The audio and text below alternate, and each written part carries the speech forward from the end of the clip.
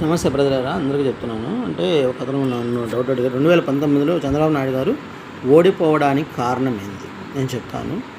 2019లో ఈ అటెల్ ఎవరు టపాస్ బాలు ఉన్నాడు కదా, మనకు తుగ్లక్ రాజు గెలవడానికి కారణం ఏంది అని చెప్తాను. సో మనకు 2014లో విభజన జరిగింది, రాష్ట్ర విభజన కాకూడదు అని చెప్పి మన ముక్కోడు ఉన్నాడు కదా కేసీఆర్. ఇప్పుడు వాడు కూడా అంటే కేవలము డబ్బు మింగేదానికి రాష్ట్ర విభజన జరిగింది, రైట్.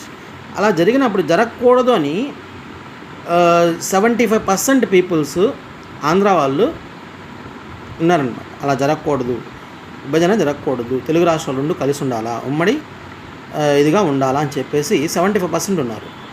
సో అప్పుడు ఏం జరిగిందంటే చంద్రబాబు నాయుడు కూడా ఏం చేయలేకపోయాడు. ఎందుకంటే అక్కడ మనకు కాంగ్రెస్ అనేది అధిష్టానంలో ఉన్నప్పుడు వాళ్ళు ఖచ్చితంగా తీసేయాలని చెప్పి విభజనకి సపోర్ట్ చేస్తారు, దానివల్ల విడిపోయింది. అప్పుడు ఈ యొక్క ఎబిటేషన్ వల్ల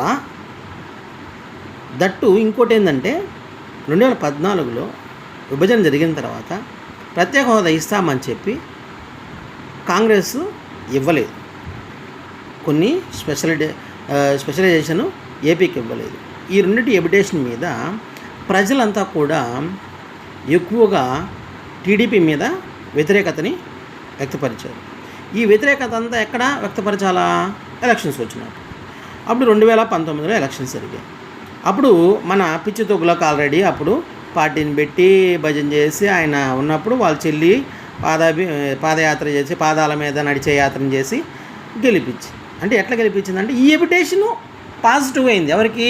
మన తుగ్లక్కి. అసలు వీడి తుగ్లక్ అని ఎవరికి తెలియదు, రాష్ట్రంలో ఉండే ప్రజలకు తెలియదు. ఇప్పుడు వాళ్ళ సపోర్టర్స్ కూడా తుగ్లక్ మైండ్ ఉండే వాళ్ళే, సేమ్ మైండ్ అన్నమాట. సో అక్కడ జరిగినటువంటి సిచ్యువేషన్ అది.